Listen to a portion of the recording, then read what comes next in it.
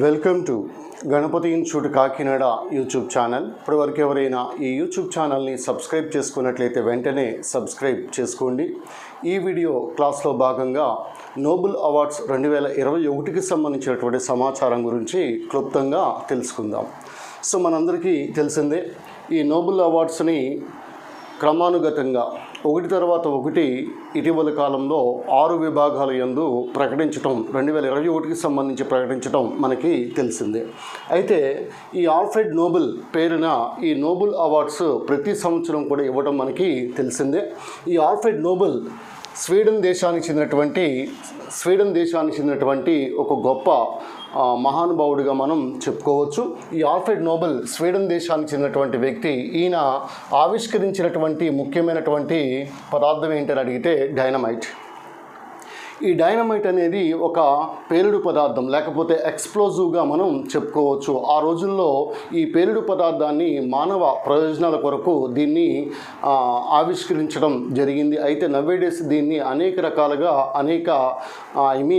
సంఘ వ్యతిరేక కార్యక్రమాలకు కూడా ఉపయోగించడం మనకి తెలిసిందే. అయితే ఈ డైనమైట్లో ప్రధానంగా ఉండేది నైట్రోగ్లిజరిన్గా గుర్తుపెట్టుకోవచ్చు.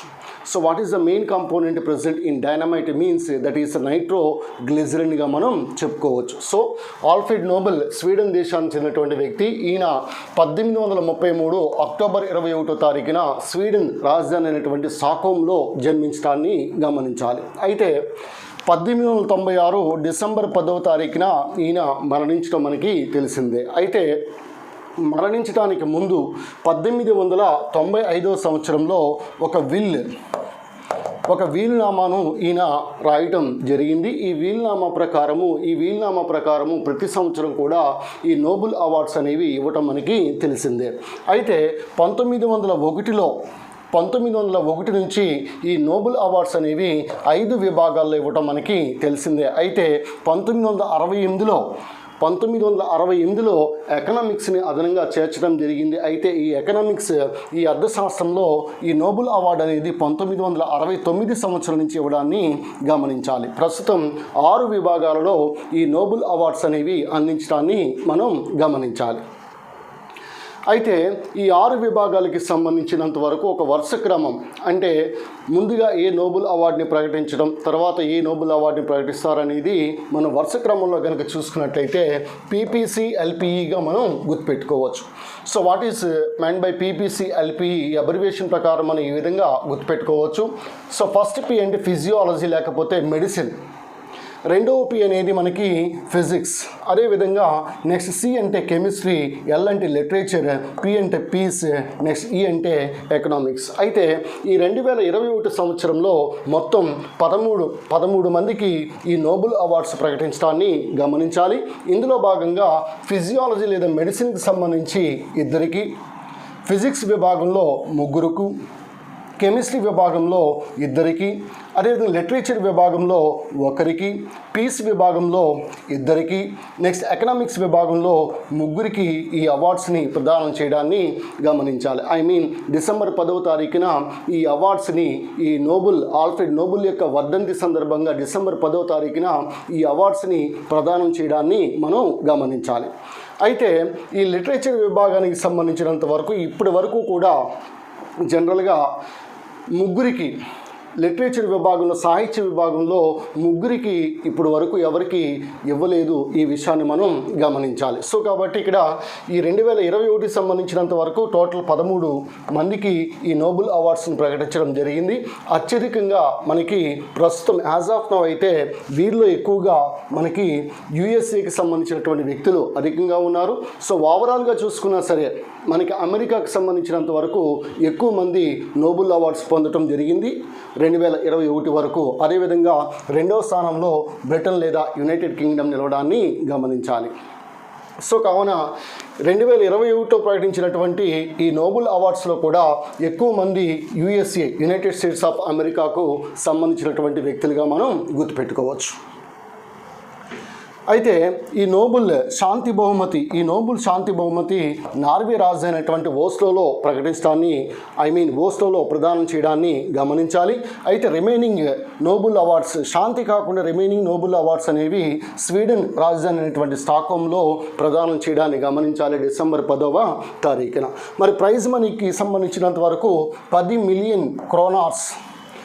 మిలియన్ స్వీడిష్ క్రోనాస్ అందించడాన్ని గమనించాలి. మరి గరిష్టంగా ఎంతమందికి ఈ అవార్డుని ప్రదానం చేస్తారంటే 3కి ప్రదానం చేయడానికి అవకాశం ఉంది. అయితే శాంతి విభాగంలో 3తో పాటు మరొక సంస్థ కూడా అవకాశం అనేది ఉంది శాంతి విభాగంలో. ఈ విషయాన్ని కూడా మనం గమనించాలి. అయితే ఈసారి ఈ 13 మంది గ్రహీతలలో ఒక మహిళా గ్రహీత ఉండటాన్ని గమనించాలి. శాంతి విభాగంలో మారియా రెస్సా, ఈ ఫిలిప్పైన్స్ దేశానికి చెందినటువంటి మారియా రెస్సా అనేటువంటి మహిళకి శాంతి విభాగంలో ఒకే ఒక మహిళకు 2021కి సంబంధించినంత వరకు ఈ శాంతి విభాగంలో నోబెల్ అవార్డును ప్రకటించడాన్ని గమనించాలి. సో కావున ఇక్కడ this is very very important. Maria Ressa, so Philippines దేశానికి చెందినటువంటి మహిళ. సో ఈ ఒక్క మహిళ మాత్రమే ఈ 2021లో నోబెల్ అవార్డు గ్రహీతగా మనం భావించాలి. అయితే ఇక్కడ మనకి ఈ ఎకనామిక్స్లో నోబెల్ అవార్డుని 1969 నుంచి ఇవ్వడాన్ని గమనించాలి. ముఖ్యంగా ఈ స్వీడన్లో ఉన్నటువంటి సెంట్రల్ బ్యాంక్ లేదా బ్యాంక్ ఆఫ్ స్వీడన్ లేదా రిక్స్ బ్యాంక్ అని పిలుస్తాం. ఈ రిక్స్ బ్యాంక్ ముఖ్యంగా ఈ ఎకనామిక్స్ నోబెల్ అవార్డుని ప్రదానం చేయడాన్ని గమనించాలి. అయితే భారతదేశానికి సంబంధించినంత వరకు మనకి ఈ నోబెల్ అవార్డు గ్రహీతల్లో కొంతమంది వ్యక్తులు కనుక పరిశీలించినప్పుడు, సో మొదటిసారిగా 1913వ సంవత్సరంలో మనకి ఈ రవీంద్రనాథ్ ఠాగూర్ గీతాంజలికి గాను ఈ సాహిత్యంలో నోబెల్ అవార్డు రావటం గమనించాలి. ఆసియాలోని తొలి వ్యక్తి రవీంద్రనాథ్ ఠాగూర్ 1912లో లండన్లో ఈ గీతాంజలి నవలను పబ్లిష్ చేయడం అనేది జరిగింది. సో దానికి గాను 1913లో సాహిత్యంలో రవీంద్రనాథ్ ఠాగూర్కి నోబెల్ ప్రైజ్ రావడాన్ని గమనించాలి. తర్వాత సివి రామన్, చంద్రశేఖర్ వెంకటరామన్కు 1930లో సివి రామన్కు ఈ ఫిజిక్స్లో ఈ నోబెల్ అవార్డు అనేది మనకి 1928 ఫిబ్రవరి 28న మనకి రామన్ ఎఫెక్ట్ని కనుగొన్నందుకు గాను ఈ సివి రామన్కు 1930లో నోబెల్ అవార్డు అనేది ఫిజిక్స్లో రావడాన్ని గమనించాలి. ముఖ్యంగా రామన్ ఎఫెక్ట్, స్కాటరింగ్ ఆఫ్ లైట్కి సంబంధించింది, కాంతి పరిక్షేపణానికి సంబంధించి ఈ రామన్ ఎఫెక్ట్ గాను సివి రామన్కు 1930లో ఫిజిక్స్లో నోబెల్ అవార్డు రావడాన్ని గమనించాలి. అయితే వీరిద్దరూ కూడా స్వాతంత్రానికి పూర్వంగా గమనించాలి. భారతదేశ స్వాతంత్రం అనంతరం తొలిసారిగా ఈ శాంతి విభాగంలో మదర్ తెరీసాకు 1979లో నోబెల్ అవార్డు రావడం మనకి తెలిసిందే. నెక్స్ట్ అమర్త్య సేన్, ఈ సంక్షేమ అర్థశాస్త్రం లేకపోతే వెల్ఫేర్ ఎకనామిక్స్ గాను అమర్త్య సేన్కు భారతదేశంలో కోల్కతాలో జన్మించినటువంటి ఈ అమర్త్య సేన్కు 1998లో ఎకనామిక్స్లో నోబెల్ అవార్డు రావడాన్ని గమనించాలి. అదేవిధంగా కైలాష్ సత్యార్థి, మధ్యప్రదేశ్కి చెందినటువంటి ఈ వ్యక్తి 2014లో ఈయనకు ముఖ్యంగా శాంతి విభాగంలో ఈ నోబెల్ అవార్డు రావడాన్ని గమనించాలి. బచ్పన్ బచావో ఆందోళన్ అనేటువంటి సంస్థను ప్రారంభించి అనేక మంది బాలబాలికలకు ఎంతో కృషి చేసినటువంటి వ్యక్తి కైలాష్ సత్యార్థి. ఈయనకి 2014లో శాంతి విభాగంలో నోబెల్ అవార్డు రావడాన్ని గమనించాలి. అయితే అమర్త్య సేన్ స్థాపించినటువంటి ఒక సంస్థ పేరు ప్రతీచి. ఈ ప్రతీచి అనేటువంటి సంస్థను స్థాపించినటువంటి వ్యక్తి అమర్త్య సేన్గా మనం భావించవచ్చు. So this is about what is called మనకి ఈ భారతదేశంలో జన్మించి లేదా ఈ మదర్ తెరీసా 1948లో భారతదేశ పౌరసత్వాన్ని పొందింది కాబట్టి ఆమెను కూడా భారతీయురాలుగానే పరిగణిస్తూ ఉన్నాం. యాక్చువల్లీ మదర్ తెరీసా జన్మస్థలం ఆల్బేనియా దేశంగా మనం గమనించవచ్చు. తర్వాత హర్గోబింద్ ఖరోనా. ఈ హర్గోబింద్ ఖరోనా ఈ అమెరికా పౌరసత్వాన్ని కలిగినటువంటి భారతీయుడు, భారత సంతతికి చెందినటువంటి వ్యక్తి.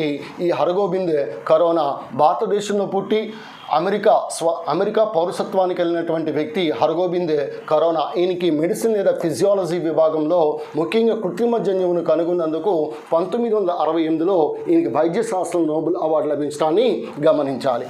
సుబ్రహ్మణ్యం చంద్రశేఖర్. ఈ సుబ్రహ్మణ్యం చంద్రశేఖర్ ఈయన కూడా అమెరికా పౌరసత్వానికి కలిగినటువంటి వ్యక్తి.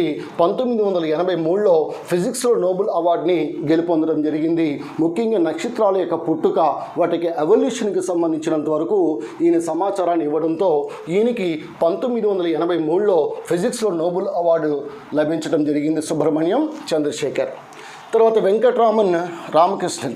ఈ వెంకట్రామన్ రామకృష్ణన్ అమెరికా పౌరసత్వంతో పాటు బ్రిటన్ పౌరసత్వాన్ని కూడా పొందినటువంటి భారతీయుడు. ఈయనకి 2009లో రసాయన శాస్త్రంలో నోబెల్ అవార్డు రావడాన్ని గమనించాలి. ముఖ్యంగా రైబోజోముల యొక్క నిర్మాణము, రైబోజోముల యొక్క విధులు అధ్యయనం చేసినందుకు గాను ఈయనకి ముఖ్యంగా వెంకట్రామన్ రామకృష్ణన్కి కెమిస్ట్రీలో 2009లో నోబెల్ అవార్డు రావడాన్ని గమనించాలి. నెక్స్ట్ అభిజిత్ బెనర్జీ. ఈ అభిజిత్ బెనర్జీ కూడా భారతదేశంలో జన్మించి అమెరికా పౌరసత్వాన్ని కలిగినటువంటి వ్యక్తి. ఈయన యొక్క భార్య ఎస్ఏర్ డుఫ్లోతో పాటు ఈ ఎకనామిక్స్లో 2019లో నోబెల్ అవార్డుని గెలుపొందినటువంటి వ్యక్తి. అమర్త్య సేన్ తర్వాత రెండవ భారతీయుడు అర్థశాస్త్రంలో నోబెల్ అవార్డుని గెలుపొందినటువంటి వ్యక్తి అభిజిత్ బెనర్జీగా మనం గమనించాలి. అయితే భారతదేశం మూలాలు ఉన్నటువంటి వ్యక్తులు ఇతర దేశాల్లో కూడా ఉన్నారు. వాటిలో భాగంగా రొనాల్డ్ రాస్కి 1902లో నోబెల్ అవార్డు అనేది వైద్య శాస్త్రంలో రావడాన్ని గమనించాలి. ముఖ్యంగా ఈ మలేరియా వ్యాధిని ఒకరి నుంచి ఇంకొకరికి వ్యాప్తి చేసే ఈ క్యులెక్స్ దోమ, ఈ ఆడ ఎనాఫిలిస్ దోమ ఏదైతే ఉందో ఆ ఆడ ఎనాఫిలిస్ దోమ యొక్క జీర్ణాశయ ఈ ప్లాస్మోడియం అనే మలేరియా పరాన్నజీవి యొక్క దశలని గుర్తించినందుకు గాను ఈ రొనాల్డ్ రాస్కి 1902లో నోబెల్ అవార్డు రావడాన్ని గమనించాలి. అదేవిధంగా భారతదేశం మూలాలు ఉన్నటువంటి రుడ్యార్డ్ కిప్లింగ్కి 1907లో సాహిత్యంలో నోబెల్ అవార్డు రావడం జరిగింది. అదేవిధంగా అబ్దుస్ సలాం ఈ పాకిస్తాన్కి చెందినటువంటి వ్యక్తి, కానీ భారతదేశంలో జన్మించినటువంటి వ్యక్తి, పాకిస్తాన్లో స్థిరపడినటువంటి వ్యక్తి అబ్దుస్ సలాం 1979లో ఫిజిక్స్లో నోబెల్ అవార్డుని గెలుపొందడం జరిగింది. అదేవిధంగా ఈ మహమ్మద్ యూనస్ ఈయన కూడా అంతే, భారతదేశంలో జన్మించి బంగ్లాదేశ్లో స్థిరపడినటువంటి వ్యక్తి, బంగ్లాదేశ్ గ్రామీణ బ్యాంకుని స్థాపించినటువంటి వ్యక్తి, గొప్ప వ్యక్తి మహమ్మద్ యూనస్కి 2006లో శాంతి నోబెల్ అవార్డు రావడాన్ని గమనించాలి. అదేవిధంగా భారతదేశంలో నివాసం ఉన్నటువంటి టిబెట్ ఆధ్యాత్మిక గురువు దలైలామాకు 1989లో శాంతిలో నోబెల్ అవార్డు రావడాన్ని గమనించాలి. అదేవిధంగా ట్రినిడాడ్ అండ్ టొబాగోలో జన్మించినటువంటి భారత సంతతి వ్యక్తి విఎస్ నైపాల్కి 2006లో సాహిత్యంలో నోబెల్ అవార్డు రావడాన్ని గమనించాలి. అదేవిధంగా భారతదేశానికి చెందినటువంటి వ్యక్తి, ఐపీసీసీకి చైర్మన్గా పనిచేసినటువంటి వ్యక్తి, inter governmental panel on climate change అని పిలుస్తాం, జెనీవాలో ఉంది. దీనికి చైర్మన్గా పనిచేసినటువంటి వ్యక్తి రాజేంద్ర పచౌరి. ఈ సంస్థకు 2007లో శాంతి నోబెల్ అవార్డు రావడాన్ని కూడా గమనించాలి. అయితే 2021 సంబంధించినంత వరకు వరుసగా మనం ఈ అవార్డుని ఒకసారి మనం పరిశీలిద్దాం. ముందుగా మనం సాహిత్యం కనుక తీసుకున్నట్లయితే 2021లో సాహిత్యంలో ముఖ్యంగా ఒకే ఒక వ్యక్తికి నోబెల్ అవార్డు రావడాన్ని గమనించాలి. ఆయన అబ్దుల్ రజాక్ గుర్నా అని పిలుస్తాం. అబ్దుల్ రజాక్ గుర్నా. ఈ అబ్దుల్ రజాక్ గుర్నా ముఖ్యంగా టాంజానియాలోని ఆఫ్రికాలోని జాంజిబార్ అనేటువంటి దీవిలో జన్మించడాన్ని గమనించాలి. ఆఫ్కోర్స్ ఈ జాంజిబార్ దీవిని, హిందూ మహాసముద్రంలో ఉన్నటువంటి జాంజిబార్ దీవిని మనం లవంగాల దీవి, ఐలాండ్ ఆఫ్ క్లోవ్స్, లవంగాల దీవి అని పిలుస్తాం. సుగంధ ద్రవ్యాల దీవి అని పిలుస్తాం. Island of spices, island of cloves అని పిలుస్తాం. ఈ జాంజిబార్లో జన్మించినటువంటి వ్యక్తి అబ్దుల్ రజాక్ గుర్నాగా మనం గుర్తుపెట్టుకోవచ్చు. అయితే ఈయన చిన్నప్పుడే ఇంగ్లాండ్ దేశానికి వలస వెళ్ళి ఇంగ్లాండ్లో స్థిరపడడం జరిగింది. ముఖ్యంగా ఈ నోబెల్ అవార్డ్స్కి సంబంధించినంత వరకు 2021 నోబెల్ అవార్డ్స్కి సంబంధించినంత వరకు అవార్డు పొందినటువంటి వ్యక్తితో పాటు ఆయన ఏ రంగంలో కృషి చేశాడో అదే ఎగ్జామినేషన్ పాయింట్ ఆఫ్ వ్యూలో మనం చదువుకోవాలి. ముఖ్యంగా వలసవాద ప్రభావాలు, శరణార్థుల వ్యధను కళ్ళకు కట్టినట్టుగా తన యొక్క రచనల్లో ఈయన పేర్కొండాన్ని గమనించాలి. సో ఈ వలసవాదం అనేసరికి కలోనియలిజం అని పిలుస్తాం.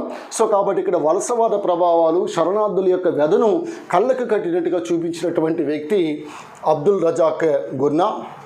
అయితే ఈయన యొక్క రచనలు కనుక మనం పరిశీలించినప్పుడు 1987లో memory of departure, next paradise, ఈ ప్యారడైజ్ అనేటువంటి నవల బుకర్ ప్రైజ్ ఫైనల్కి కూడా వెళ్ళడాన్ని గమనించాలి. అదేవిధంగా by the sea, next desertion, the last gift, gravel heart, afterlives. ఈ ఆఫ్టర్ లైఫ్స్ అనేది 2020లో రచించడాన్ని గమనించాలి అబ్దుల్ రజాక్ గుర్నా.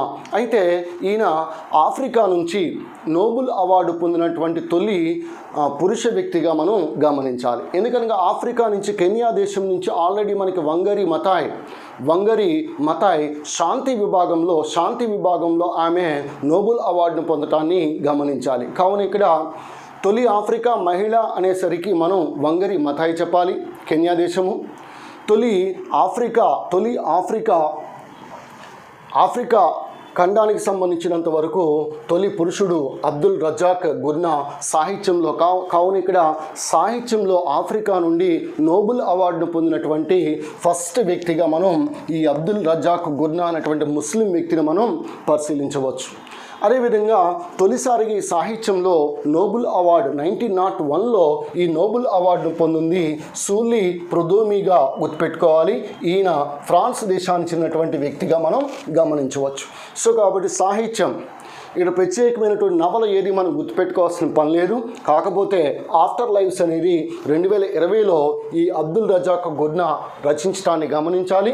ఈయన జన్మస్థానము ఈ జాంజిబార్ని మనం లవంగాల దీవి, అదేవిధంగా ఐలాండ్ ఆఫ్ స్పైసెస్గా కూడా మనం పిలుస్తాం. అదేవిధంగా ఈ వలసవాద ప్రభావాలు, శరణార్థుల యొక్క వ్యధ, వీటికి సంబంధించినంత వరకు ఈయన రచనలు చేస్తారు. కాబట్టి 2021 సాహిత్యంలో నోబెల్ అవార్డు అనేది దక్కించుకోవటం జరిగింది. నెక్స్ట్ శాంతి, నోబెల్ శాంతి అవార్డు ఈసారి ఇద్దరు వ్యక్తులకి ఇవ్వడం జరిగింది. ఇద్దరు కూడా జర్నలిస్టులుగా మనం గుర్తుపెట్టుకోవచ్చు. ముఖ్యంగా రష్యాలోను ఫిలిప్పైన్స్లోను ఈ భావ వ్యక్తీకరణ, లేదంటే సింపుల్గా చెప్పాలంటే ఫ్రీడమ్ ఆఫ్ ఎక్స్ప్రెషన్, ఈ భావ ప్రకటన స్వేచ్ఛ ఏదైతే ఉందో, సో మనందరికీ కూడా భావ ప్రకటన స్వేచ్ఛ ఉంటుంది.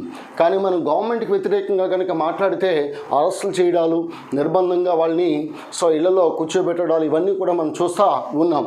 అయితే ముఖ్యంగా ఇద్దరు వ్యక్తుల్లో ఫస్ట్ వ్యక్తి దిమిత్రీ మొరాటోవ్. దిమిత్రీ అనగానే వెంటనే మనకి రష్యా గుర్తుకు రావాలి. సో కాబట్టి ఇక్కడ ఎందుకంటే రష్యా మాజీ ప్రధానమంత్రి ఒక ఆయన ఉన్నారు కదా, దిమిత్రీ మెదోదేవ్ అని పిలుస్తాం. సో ఆ రకంగా మనకి దిమిత్రీ మొరాటోవ్ రష్యా దేశానికి చెందినటువంటి ఈ వ్యక్తి. సో ఈయన నోవాయా గజెటా పత్రిక సహ వ్యవస్థాపకుడు, చీఫ్ ఎడిటర్గా పనిచేసినటువంటి వ్యక్తి. సో ఈ పత్రికను 1993లో మాస్కోలో దీన్ని స్థాపించడాన్ని మనం గమనించాలి. ఎనీహౌ ఇక్కడ దిమిత్రీ మొరాటోవ్ రష్యాలో ఈ ఫ్రీడమ్ ఆఫ్ ఎక్స్ప్రెషన్ కోసం పోరాడినటువంటి వ్యక్తి దిమిత్రీ మొరాటోవ్గా మనం గుర్తుపెట్టుకోవచ్చు. అదేవిధంగా ఒక మహిళ, very very important, examination point of view తప్పనిసరిగా అడిగే ప్రశ్న ఏంటని అడిగితే ఈసారి ఒకే ఒక మహిళ ఉంది కాబట్టి మారియా రెస్సా. ఈ మారియా రెస్సా ఈ ఫిలిప్పైన్స్ దేశానికి చెందినటువంటి, ఓ రకంగా చెప్పాలంటే ఈ శాంతి నోబెల్ అవార్డు పొందినటువంటి తొలి ఫిలిప్పైన్స్ వ్యక్తిగా మనం గుర్తుపెట్టుకోవచ్చు. అయితే 1901 నుంచి 2021 వరకు 58 మంది మహిళలు నోబెల్ అవార్డుని పొందితే అందులో ఇక్కడ 18వ మహిళగా మనం గుర్తుపెట్టుకోవచ్చు. ఈ శాంతిలో 18వ మహిళగా మనం గుర్తుపెట్టుకోవచ్చు. ఆమె ఈ మారియా రెస్సా బిలాంగ్స్ టు ఫిలిప్పైన్స్గా గుర్తుపెట్టుకోవాలి, కానీ అమెరికాలో స్థిరపడ్డాన్ని గమనించాలి. అయితే ఇక్కడ ఈ శాంతి నోబెల్ అవార్డు అనేది నార్వేజియన్ నార్వీజియన్ పార్లమెంట్కి పేరేంటి? స్టోటింగ్ అని పిలుస్తాం. ఈ స్టోటింగ్ నార్వీజియన్ పార్లమెంట్ ఈ అవార్డుని ప్రదానం చేయడాన్ని గమనించాలి. మిగిలినటువంటి అవార్డులు మనకి స్టాక్హోమ్లో ప్రదానం చేయడాన్ని గమనించాలి. ఈవెన్ ఎకనామిక్స్ అవార్డు అయితే మనకి రిక్స్ బ్యాంక్ ప్రదానం చేయడం కూడా మనకి తెలిసిందే. సో అదేవిధంగా ఈ మారియా రెస్సా, ముఖ్యంగా ఈ మారియా రెస్సా ఈ రాప్లర్ అనేటువంటి ఒక ఆన్లైన్ న్యూస్ వెబ్సైట్కి వ్యవస్థాపకురాలు మరియు CEO. సో ఈ రాప్లర్ కూడా మనం గుర్తుపెట్టుకోవాలి. అంతకుముందు ఒక Facebook page move PH Philippines అని మీనింగ్ వస్తుంది. ఈ మూవ్ PH అనేటువంటి ఒక ఫేస్బుక్ పేజ్ని ప్రారంభించి దాన్ని ఒక ఆన్లైన్ న్యూస్ వెబ్సైట్గా మార్చడం జరిగింది. దాని పేరు రాప్లర్గా మనం గుర్తుపెట్టుకోవచ్చు. సో మొత్తానికి వీళ్ళిద్దరూ కూడా ఈ పరిశోధనాత్మక జర్నలిజం, ఇన్వెస్టిగేటివ్ జర్నలిజంలో భాగంగా ఈసారి శాంతి నోబెల్ అవార్డు అనేది ఇద్దరు వ్యక్తులకి రావడం జరిగింది. ఒకటి దిమిత్రి మొరటావ్, 2 మారియా రెస్సాగా మనం గుర్తుపెట్టుకోవచ్చు. She belongs to Philippines. Very very important. అయితే మనకి ఈ శాంతి విభాగంలో తొలిసారిగా నోబెల్ అవార్డు అనేది Henry Dunant, Frederic Passy, red cross వ్యవస్థాపకులు వీరిద్దరికీ శాంతి నోబెల్ ప్రైజ్ రావడాన్ని గమనించాలి. అయితే సంస్థల విభాగానికి వచ్చినట్లయితే United nations high commissioner for refugees UNHCR, ఈ UNHCRకి 2 సార్లు, అదేవిధంగా 3 సార్లు రెడ్ క్రాస్కి ఈ నోబెల్ శాంతి బహుమతి లభించడాన్ని గమనించాలి. Next coming to economics Nobel award. అర్థశాస్త్రంలో ఈసారి మనకి 3కి నోబెల్ అవార్డు రావడాన్ని గమనించాలి. సో ఇందులో భాగంగా ఈ బ్యాంక్ ఆఫ్ స్వీడన్ లేదా రిక్స్ బ్యాంక్, స్వీడన్లో ఉన్నటువంటి సెంట్రల్ బ్యాంక్, ప్రపంచంలోని తొలి సెంట్రల్ బ్యాంక్గా మనం దీన్ని పరిగణించవచ్చు. బ్యాంక్ ఆఫ్ స్వీడన్ లేకపోతే రిక్స్ బ్యాంక్ అని పిలుస్తాం. ఈసారి 3 వ్యక్తులకి అవార్డు రావడం జరిగింది. సింపుల్గా మీరు కార్డ్, యాంగ్రిస్ట్, ఇంబెన్స్గా గుర్తుపెట్టుకోవచ్చు. 3 కూడా అమెరికాకు చెందినటువంటి ఎకనామిస్ట్లే. సో కావున ఇక్కడ కార్డ్, యాంగ్రిస్ట్, ఇంబెన్స్. అయితే ఈ కార్డ్ అమెరికా దేశానికి సంబంధించినటువంటి వ్యక్తి, అయితే కెనడాలో జన్మించడం జరిగింది. అదేవిధంగా యాంగ్రిస్ట్ ఒక యూదు కుటుంబంలో జన్మించడం జరిగింది. యూదు కుటుంబం అనేసరికి వెంటనే గుర్తుకొచ్చేది మనకి ఇజ్రాయెల్. అదేవిధంగా ఇంబెన్స్ నెదర్లాండ్స్లో జన్మించడం జరిగింది, అమెరికాలో స్థిరపడడం జరిగింది. ఒక విషయాన్ని మీరు గమనించాలి.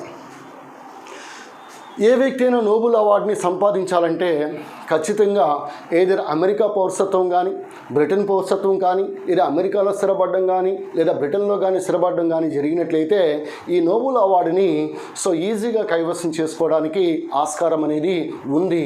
సో గత 1901 నుంచి 2021 వరకు పరిశీలిస్తే ఇదే ధోరణి మనకి కనిపించడాన్ని కూడా మనం గమనించాలి. అయితే ఇక్కడ మనకి డేవిడ్ కార్డ్, ఈ డేవిడ్ కార్డ్, అదేవిధంగా ఈ యాంగ్రిస్ట్, ఈ డేవిడ్ కార్డ్ తీసుకున్నట్లయితే ఈ లేబర్ ఎకనామిక్స్ ఏదైతే ఉందో, డేవిడ్ కార్డ్, యాంగ్రిస్ట్ వీరిద్దరూ ఈ లేబర్ ఎకనామిక్స్ మీద పరిశోధన చేయడం జరిగింది. ఈ కనీస వేతనాలు, వలసలు, సో విద్య ఏ విధంగా లేబర్ మార్కెట్ని ఇన్ఫ్లుయెన్స్ చేస్తాయో చెప్పడం జరిగింది. సింపుల్గా మీరు లేబర్ ఎకనామిక్స్ అని గుర్తుపెట్టుకోండి. కనీస వేతనాలు, వలసలు, విద్య లేబర్ మార్కెట్ని ఏ విధంగా ప్రభావితం చేస్తాయో వీరు విశ్లేషణాత్మకంగా వివరించడాన్ని గమనించాలి. అదేవిధంగా ఇంబెన్స్ విశ్లేషణాత్మకమైన పరిశోధనలపై సహకారం, అంటే దీన్ని కాజల్ రిలేషన్షిప్స్ అని పిలుస్తాం. ఈ కాజల్ రిలేషన్షిప్స్ ఏవైతే ఉన్నాయో సో వాటి మీద ఈ విశ్లేషణాత్మకమైన పరిశోధనలపై సహకారం అందించినందుకు గాను ఈయనకి ఈ అర్థశాస్త్రం నోబెల్ అవార్డు పొందటాన్ని గమనించాలి. అయితే తొలిసారిగా అర్థశాస్త్రంలో మనకి నోబెల్ అవార్డుని గెలుపొందింది రాగ్నర్ ఫ్రిష్. ఈ రాగ్నర్ ఫ్రిష్ నార్వే దేశానికి చెందినటువంటి వ్యక్తి. అదేవిధంగా టిన్ బెర్గెన్ నెదర్లాండ్స్ దేశానికి చెందినటువంటి వ్యక్తిగా గుర్తుపెట్టుకోవాలి. సో అర్థశాస్త్రంలో 3కి నోబెల్ అవార్డు 2021 రావడం జరిగింది. కార్డ్, యాంగ్రిస్ట్, ఇంబెన్స్గా మనం గుర్తుపెట్టుకోవచ్చు. అలాగే లేబర్ ఎకనామిక్స్తో పాటు విశ్లేషణాత్మకమైన పరిశోధనలపై సహకారం, కాజల్ రిలేషన్షిప్స్ మీద వీళ్ళు పరిశోధన చేయడాన్ని గమనించాలి. నెక్స్ట్ వైద్య శాస్త్రం. ఈ వైద్య శాస్త్రంలో నోబెల్ అవార్డుని ముఖ్యంగా కరోలిన్ మెడికల్ ఇన్స్టిట్యూట్, ఇది కూడా స్టాక్హోమ్గా మనం గుర్తుపెట్టుకోవచ్చు, ఈ సంస్థ ప్రదానం చేస్తుంది. ఈసారి మనకి 2021 సంబంధించినంత వరకు ఇద్దరికి వైద్య శాస్త్రంలో, మెడిసిన్లో లేదా ఫిజియాలజీ విభాగంలో ఇద్దరికి నోబెల్ అవార్డు రావడం జరిగింది. డేవిడ్ జూలియస్, అదేవిధంగా ఆడమ్ పాటాపౌటియాన్ ఇద్దరు కూడా అమెరికా వ్యక్తులు. అయితే ఇక్కడ మనకి ఈ ఆడమ్ పాటాపౌటియాన్ లెబనాన్ రాజధాని బీరూట్లో జన్మించడాన్ని గమనించాలి. మరి వీరు చేసినటువంటి పరిశోధన ఏంటి? ముఖ్యంగా ఈ receptors for touch and temperature. Touch అంటే ఈ స్పర్శకు, అదేవిధంగా ఈ టెంపరేచర్కు స్పందించే ఈ రిసెప్టార్స్ మీద పరిశోధన చేయడం జరిగింది. ఆ రిసెప్టార్స్ని కనుగొనడం జరిగింది. This is very very important. అయితే ఈ వైద్య శాస్త్రంలో తొలిసారిగా నోబెల్ అవార్డును పొందింది వాన్ బెహరింగ్, జర్మనీ దేశానికి చెందినటువంటి వ్యక్తి 1901లో. దేని కనుగొన్నందుకు యాంటీటాక్సిన్ టు ట్రీట్ డిఫ్తీరియా అనేటువంటి వ్యాధికి ఒక యాంటీటాక్సిన్ని కనిపెట్టినందుకు వాన్ బెహరింగ్కి వైద్య శాస్త్రంలో తొలి నోబెల్ అవార్డు రావడాన్ని గమనించాలి. He belongs to Germany. భౌతిక శాస్త్రం. ఈ ఫిజిక్స్లో ఈసారి ముగ్గురికి ఈ అవార్డు రావడాన్ని గమనించాలి. ఈ అవార్డుని royal Swedish academy of sciences Stockholm ప్రదానం చేస్తుంది. సింపుల్గా గుర్తుపెట్టుకోండి, మనాబే హాసిల్మ్యాన్ పారిసి MHPగా గుర్తుపెట్టుకోవచ్చు. మనాబే హాసిల్మ్యాన్ పారిసి. ఇక్కడ మనాబే అమెరికాకు చెందినటువంటి వ్యక్తి, హాజిల్మ్యాన్ జర్మనీకి చెందినటువంటి వ్యక్తి, పారిసి ఇటలీకి చెందినటువంటి వ్యక్తి. తొలి ఇద్దరు అనగా మనాబే, హాజిల్మ్యాన్ గ్లోబల్ వార్మింగ్ మీద పరిశోధనలు, ఎర్త్ క్లైమేట్లో భాగంగా ఈ గ్లోబల్ వార్మింగ్ మీద పరిశోధన చేయడాన్ని గమనించాలి. మరి పారిసి అనేటువంటి వ్యక్తి ఈ పరమాణువుల నుంచి, ఆటం నుంచి ఈ ప్లానెటరీ స్కేల్స్, పరమాణువుల నుంచి గ్రహాల స్థితిగతులు మీద అధ్యయనం చేయడం జరిగింది పారిసి. అయితే భౌతిక శాస్త్రంలో తొలి నోబెల్ అవార్డు 1901లో గెలుపొందింది ఎక్స్కిరణాలు కనుగొన్నటువంటి రాంజన్. ఈరోజు మనకి సిటీ స్కానింగ్లో కానీ రకరకాల స్కానింగ్స్లో ఎక్స్రేస్ అనేవి ఎంతో ముఖ్యమైనటువంటి పాత్రను పోషించడం మనకు తెలిసిందే.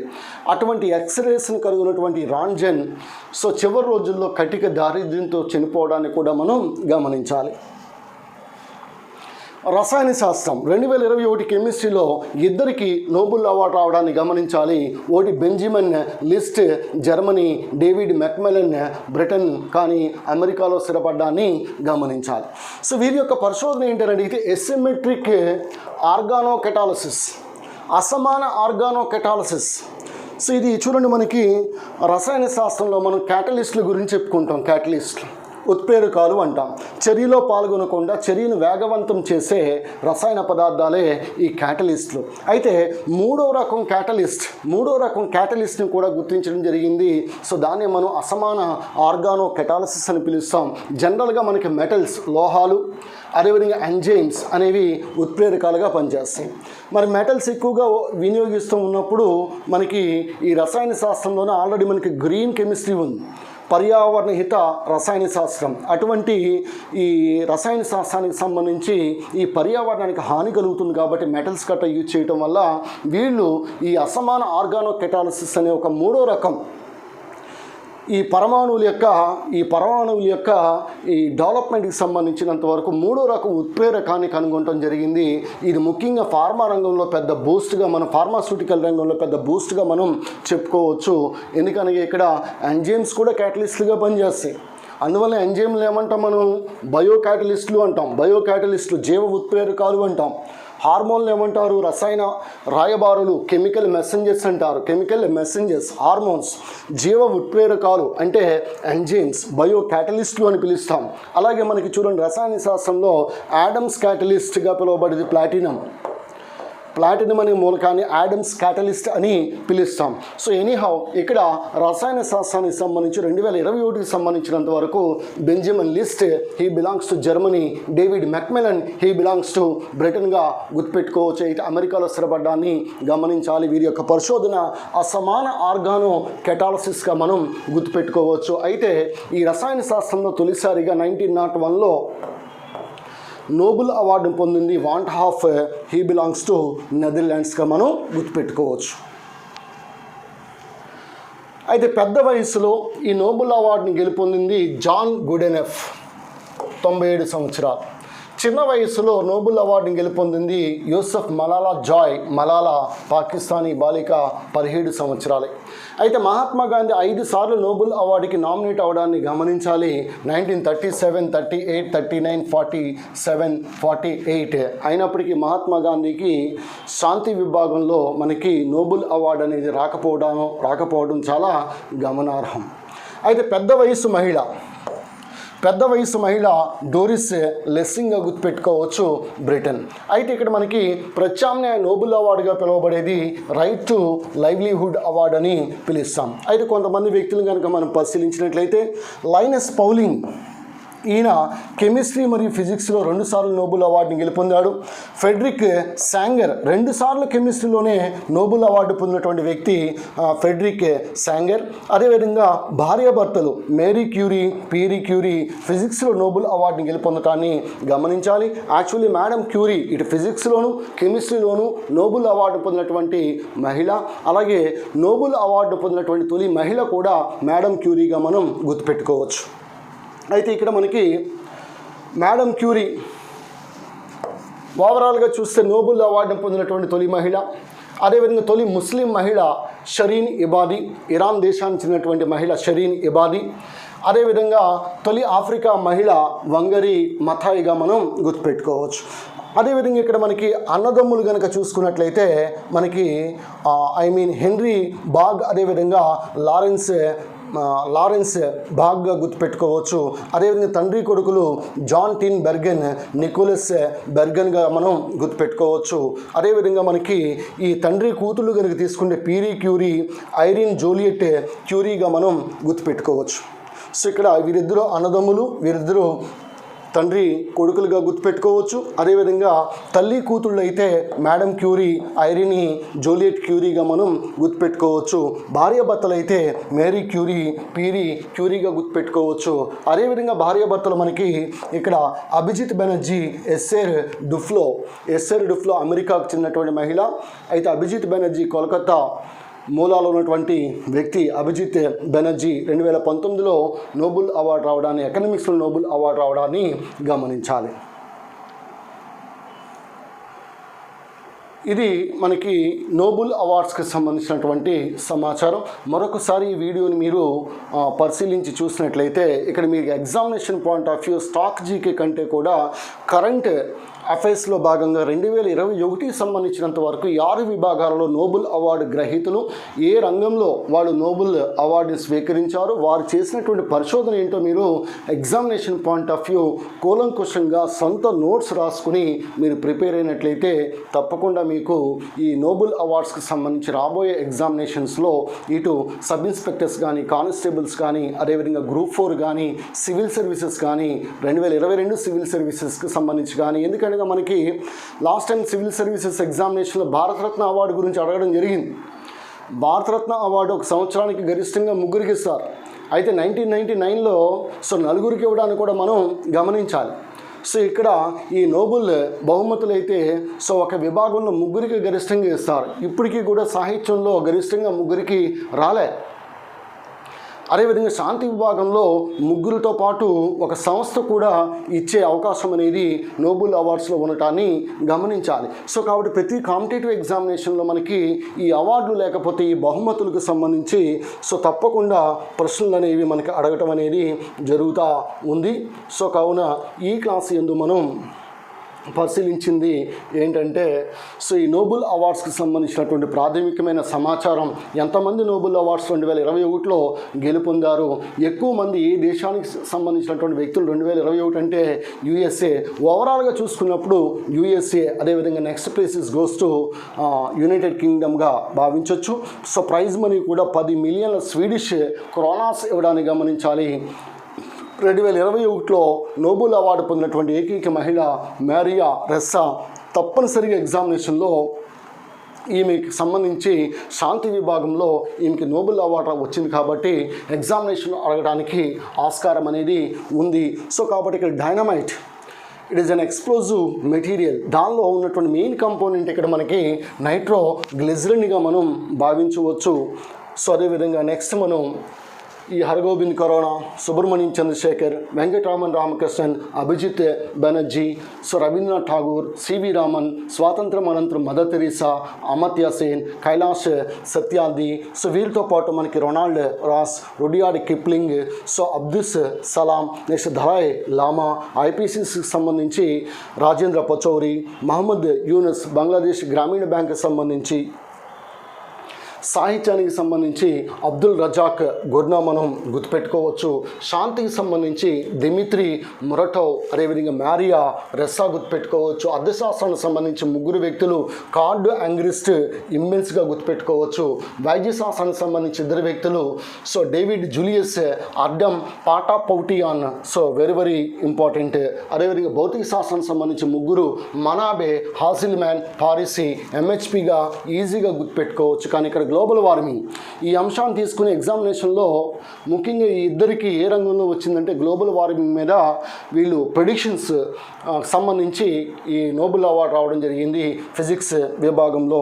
అదేవిధంగా రసాయన శాస్త్రానికి సంబంధించి బెంజమిన్ లిస్ట్, డేవిడ్ మెక్మెలన్ అసమాన organo catalysis, this is very important. అదేవిధంగా మనకి ఈ పెద్ద వయసులో, చిన్న వయసులో మహాత్మా గాంధీకి సంబంధించి పెద్ద వయసు మహిళ, అదేవిధంగా లైనస్ పౌలింగ్కి కెమిస్ట్రీ ఫిజిక్స్, ఫ్రెడ్రిక్ సాంగర్కి 2 సార్లు కెమిస్ట్రీలో, మేరీ క్యూరీ, పీరీ క్యూరీ భార్యాభర్తలు, అభిజిత్ బెనర్జీ, ఎస్టర్ డుఫ్లో భార్యాభర్తలు, పీరీ క్యూరీ, అదేవిధంగా ఈ జోలియట్ క్యూరీ తండ్రి కూతుళ్ళు అన్నదమ్ములు, జాన్ టిన్ బెర్గెన్, నికోలస్ టిన్ బెర్గెన్, అదేవిధంగా తండ్రి కొడుకులు హెన్రీ బాగ్, లారెన్స్ బాగ్, అదేవిధంగా మేడం క్యూరీ తల్లి కూతుళ్ళు madam Curie, Irene Joliot Curie. ప్రత్యామ్నాయ Nobel award, right to livelihood award. So first మహిళ మేడం క్యూరీ, ఫస్ట్ ముస్లిం మహిళ Shirin Ebadi, belongs to Iran.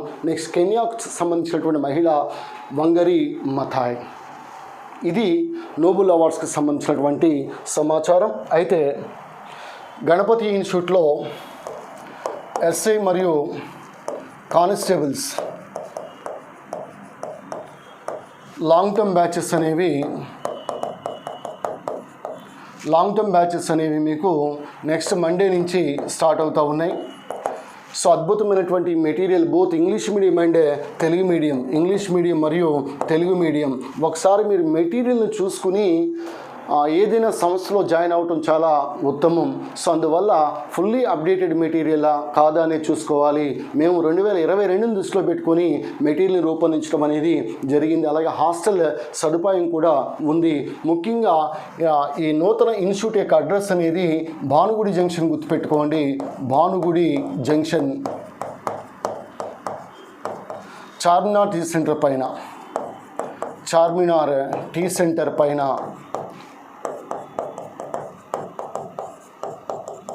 3rd ఫ్లోర్గా గుర్తుపెట్టుకోండి. 3rd floor. ఇక్కడ క్లాసెస్ అనేవి కండక్ట్ చేస్తూ ఉన్నాం.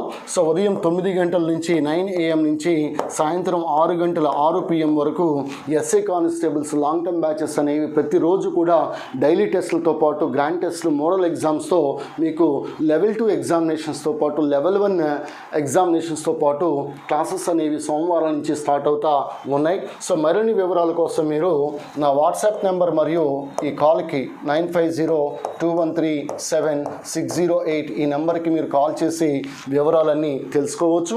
అలాగే ఏపీపీఎస్సి గ్రూప్ 2, గ్రూప్ 4 ఈ క్లాసెస్ ఆల్రెడీ స్టార్ట్ అయినాయి. క్లాసెస్ అనేవి జరుగుతూ ఉన్నాయి. ఉదయం 9 గంటల నుంచి సాయంత్రం 7 గంటల వరకు ఈ క్లాసెస్ అనేవి జరుగుతూ ఉన్నాయి. దీంతోపాటు ఎస్ఎస్సి జీడీ కానిస్టేబుల్స్కి సంబంధించినంత వరకు సో అక్టోబర్ 25 నుంచి నవంబర్ 15 వరకు, అక్టోబర్ 25 నుంచి నవంబర్ 15 వరకు 20 మోడల్ ఎగ్జామ్స్ అనేవి కండక్ట్ చేయడం జరుగుతుంది. ఇవి ఇంగ్లీష్ మీడియంలోనే వీటిని తయారు చేయడం జరిగింది. మార్కెట్లో కనిపించే ఏ పుస్తకం కనబడితే ఆ పుస్తకాన్ని కొని మీరు ప్రాక్టీస్ చేస్తూ ఉన్నారు. ఎందుకంటే అలా చేయడం వల్ల మీకు చేయొచ్చు, కాదనడం లేదు. కానీ సో ఖచ్చితంగా ఈ ఎగ్జామినేషన్ ప్యాటర్న్కి అనుగుణంగా ఈ క్వశ్చన్ పేపర్స్ అనేవి రూపొందించడం జరిగింది.